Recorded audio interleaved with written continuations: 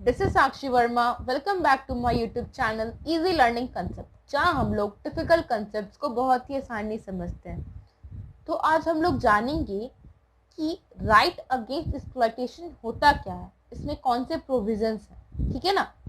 इससे पहले वाले वीडियो में हम लोग ने समझा कि freedom of the right to freedom क्या होती है, स्वतंत्रता का अधिकार क्या होता है। उसको एक बार रिकैप कर लेते हैं। तो उसमें क्या था कि हम लोग अपने अभिव्यक्त कर सके, अपने थिंकिंग को अभिव्यक्त कर सके, ये आज़ादी है हमारी, ठीक है। ये हमारे फंडामेंटल राइट्स हैं, इसको हम यूज करते हैं और करते रहेंगे क्योंकि ये फंडामेंटल राइट्स है और इसको कोई भी वॉयलेट नहीं कर सकता, कोई भी हनन नहीं कर सकता। उसके बाद हम लोग ने जाना कि freedom of religion right to life and personal liberty क्या है, यानी जीवन जीने का अधिकार क्या है, पर्सनल लिबर्टी क्या है। और ये भी समझा कि हमारी कॉन्स्टिट्यूशन कितनी बेहतरीन है, जो क्राइम कमिट किया होता है उसको भी प्रोटेक्शन देती है ना। तो यहाँ तक तो समझ में आ गया होगा। और हाँ, जो लोग भी मेरा प्रीवियस वीडियो नहीं देखे हैं उसे प्लीज देख लीजिए, ठीक है। तो आज शुरुआत करते हैं, ठीक है। तो राइट अगेंस्ट एक्सप्लॉयटेशन किसमें दिया गया, किस आर्टिकल्स में गिवन है? तो आर्टिकल 23 एंड 24 में इसको डिस्कस किया गया है। हिंदी में बोले तो शोषण के विरुद्ध अधिकार, ठीक है।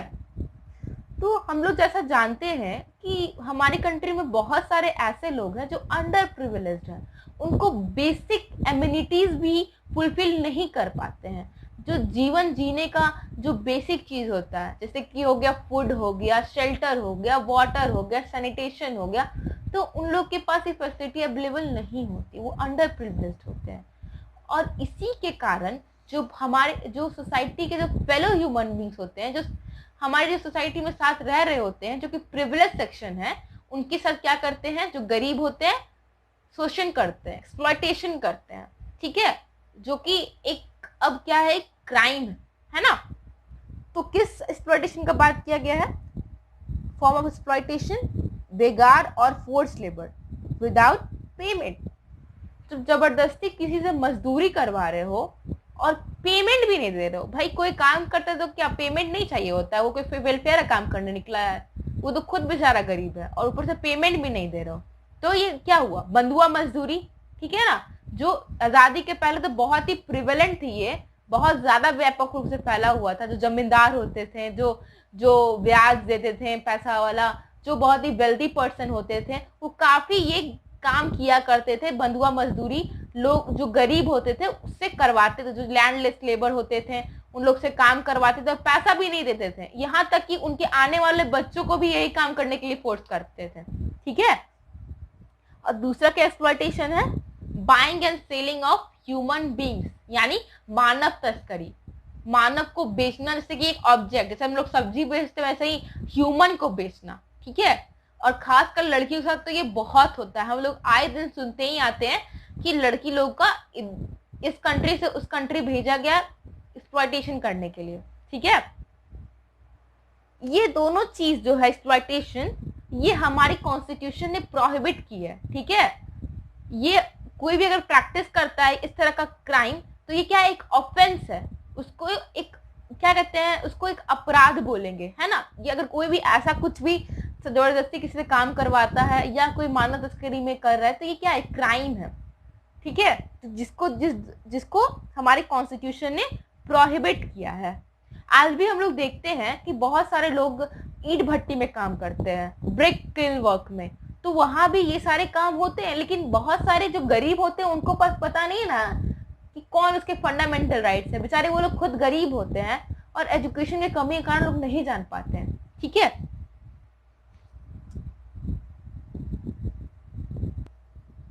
अब इसका दूसरा प्रोविजन क्या है? पिछले वाले ने समझ लिया कि क्या होता है, कौन तरह का एक्सप्लॉयटेशन, किस तरह का एक्सप्लॉयटेशन। अब हम लोग जानेंगे क्या इसमें क्या कहता है, दूसरे प्रोविजन में क्या कहता है। वो पहला वाला प्रोविजन था जो कि आर्टिकल 23 में डिस्कस किया गया है। अगर आप लोग प्रोविजंस याद कर रहे हो तो आई डोंट थिंक सो कि आपको आर्टिकल्स याद करने में प्रॉब्लम्स होगा, कि अभी आप लोग याद करोगे तो आगे जब आप बुक पढ़ोगे, स्टैंडर्ड बुक, तो आपको पढ़ने में आसानी होगी, ठीक है। इसीलिए मैंने यहाँ पे आर्टिकल्स भी लिख रखे हैं, ठीक है।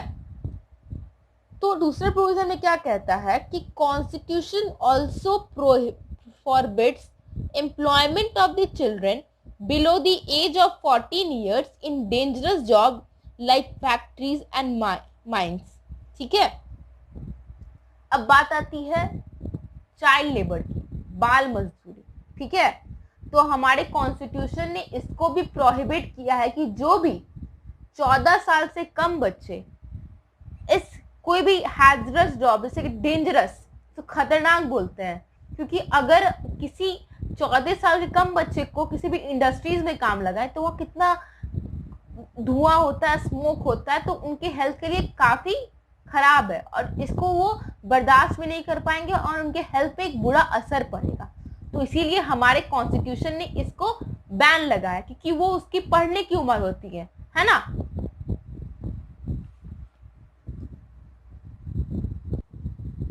चाइल्ड लेबर क्या है?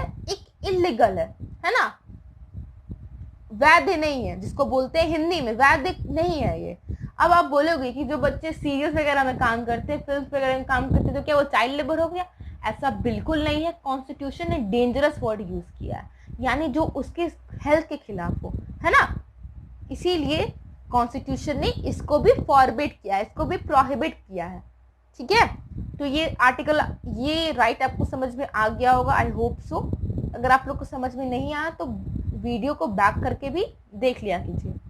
ठीक है, अब आर्टिकल, अब राइट नंबर 4 में कौन सा है, कौन सा राइट है? Right to freedom of religion.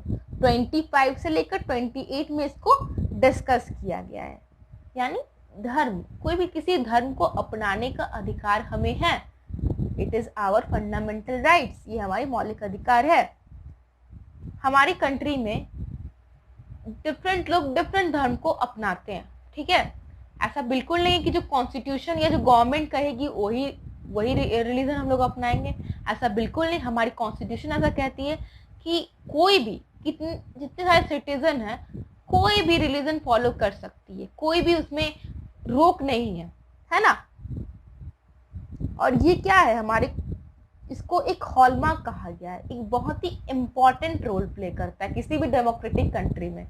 पहले क्या होता था कि जो राजा होते थे वो फोर्सिबली क्या करते थे कि धर्म परिवर्तन करवाते थे, या तो उसको फांसी पे लटका देते थे जो मानता नहीं था, या तो उसको जबरदस्ती जो राजा का जो रिलीजन होता था उसको कन्वर्ट करने के लिए बोलते थे। ठीक है, जो अब क्या हो गया है, हमारे कंट्री में ऐसा होता है क्या? बिल्कुल नहीं होता है, डेमोक्रेसी में ऐसा हो ही नहीं सकता। ठीक है, तो सबके पास फ्रीडम ऑफ रिलीजन है, किसी भी धर्म को अपनाने का अधिकार है। तो इसमें प्रोविजन है freedom of faith and worship. इसमें क्या बोला गया है कि फ्रीडम ऑफ रिलीजन में फ्रीडम ऑफ कॉन्साइंस है, प्रोफेस है, फॉलो है, एंड किसी भी रिलीजन को प्रोपागेट कर सकते हैं। वन बाय वन सबको समझेंगे। Conscience, freedom of conscience, freedom of profess. Conscience यानी कि मेरे अनुसार भगवान का मतलब है कि ये पॉजिटिव एनर्जी स्प्रेड करती है। ठीक है, और आपके अनुसार कुछ और भी हो सकता है। तो ये मेरी अंतरात्मा है कि भगवान को कैसे हम डिफाइन कर रहे हैं। तो ये मेरे पास फ्रीडम है कि कैसे भी हम अब किसी प्रकार मेरी सोच के अकॉर्डिंग हम भगवान क्या होते हैं या कुछ भी हम लोग प्रेम कर सकते हैं। यहाँ पे कोई भी हमको रोक नहीं सकता है ना। प्रोफेस यानी किसी भी रिलीजन को प्रैक्टिस कर सकते हैं, फॉलो, किसी रिलीजन को फॉलो कर सकते हैं, जैन, बुद्ध, सिखिज्म, बुद्धिज्म, किसी को भी फॉलो कर सकते हैं। प्रोपागेट यानी रिलीजन का प्रचार प्रसार करना। ठीक है, लेकिन यहां तक ये नहीं है कि सिर्फ आप लोग फ्रीडम फ्रीडम फ्रीडम, ऐसा बिल्कुल नहीं है। जब गवर्नमेंट को लगेगा कि वहां पे रेस्ट्रिक्शन इम्पोज करना है तो रेस्ट्रिक्शन भी इम्पोज कर सकती है। क्यों कर सकती है भाई? ताकि पब्लिक ऑर्डर, मोरालिटी और हेल्थ को प्रोटेक्ट किया जा सके। ठीक है, तो इसको प्रोटेक्ट करने के लिए गवर्नमेंट फ्रीडम ऑफ रिलीजन में सर्टेन रेस्ट्रिक्शन लगा सकती है, सर्टेन बाधाएं लगा सकती है, ताकि पब्लिक ऑर्डर को प्रोटेक्ट कर सके, मोरालिटी, नैतिकता को प्रोटेक्ट कर सके, हेल्थ, स्वास्थ्य को प्रोटेक्ट कर सके। और ये हमारी क्या है, अनलिमिटेड राइट नहीं है कि जो चाहो तुम रिलीजन, तुम्हारा फ्रीडम ऑफ रिलीजन तो करो, ऐसा बिल्कुल नहीं है। Government certain restriction put forward कर सकती है। उसके बाद जो गवर्नमेंट है रिलीजियस मैटर में भी इंटरफेयर करती है, ताकि एक सर्टेन जो एविल को उसको जड़ से फेंक सके, सर्टेन बुराइयों को फेंक सके। और की भी ऐसा पास्ट में, जैसे कि गवर्नमेंट ने स्टेप्स लिया है ताकि सती प्रथा को बैन किया जा सके। सती प्रथा क्या थी उसमें पता ही है आप लोग को, लॉर्ड विलियम बेंटिक जो उस समय के गवर्नर जनरल थे उस समय के, तो उन्होंने इस पे प्रतिबंध लगाया था। और इसको सबसे ज्यादा कौन बंद करवाने के लिए सोशल वर्कर थे, राजा राम मोहन राय। इसमें महिलाएं जो उनके पति मर जाते थे तो वो अपना आत्मदाह कर लेती थी, है ना। तो इसको बैन लगाया गया। क्यों लगाया गया?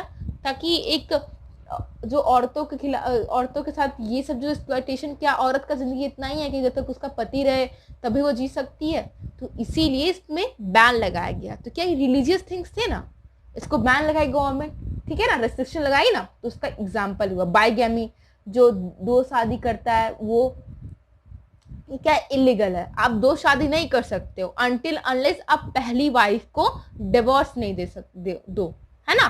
पहली वाइफ को डिवोर्स करोगे तभी आप दूसरी शादी कर सकते हो, in case of female also, है ना।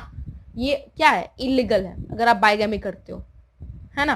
और ह्यूमन सैक्रिफाइस जो बलि देने का है ना, आज भी कई जगह बलि दिया जाता है। तो इसको जो है गवर्नमेंट बैन लगा सकती है ना, ताकि एक मोरालिटी डेवलप हो, ठीक है।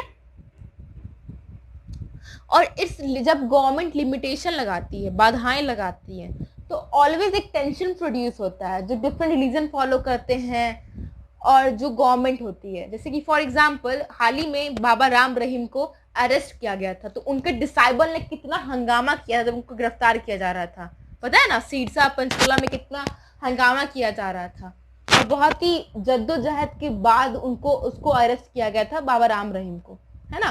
तो ये ऑलवेज एक टेंशन प्रोड्यूस होता है। Constitution has granted the right of propagate once religion. Constitution ने हम सबको ये अधिकार दिया है कि आप अपने धर्म का प्रचार और प्रसार कर सकते हो, ठीक है, उसमें कोई बुराई नहीं है। और सबको राजी भी कर सकते हो कि भाई ये पर्टिकुलर धर्म अपनाओ, इसमें सर्टेन बहुत ही अच्छी बातें हैं जिसे आप अपना सकते हो, ठीक है। लेकिन इसका मतलब ये नहीं है कि आप लोग जबरदस्ती धर्म परिवर्तन करवाओ। ये क्या है, एक इनलीगल है, ठीक है ना, इसको आप नहीं कर सकते हो। यहाँ तो समझ में आ गया होगा। अब बात आती है इक्वालिटी ऑफ ऑल रिलीजन।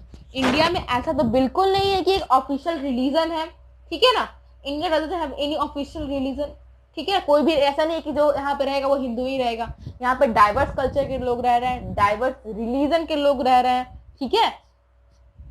इसका मतलब क्या हुआ कि गवर्नमेंट किसी भी पर्टिकुलर रिलीजन को फेवर नहीं कर सकती है, ठीक है। और उसमें यह भी बात कही गई है कि अगर हमको प्राइम मिनिस्टर, प्रेसिडेंट या कुछ भी बनना तो पर्टिकुलर रिलीजन से बिलोंग करना पड़ेगा, पर्टिकुलर धर्म से बिलोंग करना पड़ेगा। ऐसा बिल्कुल नहीं है। हमारे कंट्री में कोई भी प्रेसिडेंट, प्राइम मिनिस्टर, कोई भी रिलीजन का, हम लोग कोई भी रिलीजन से बन सकते हैं। ऐसा नहीं है कि पर्टिकुलर रिलीजन से ही आपको बिलोंग करना पड़े तभी आपको वो पोस्ट मिलेगा, ऐसा बिल्कुल भी नहीं है।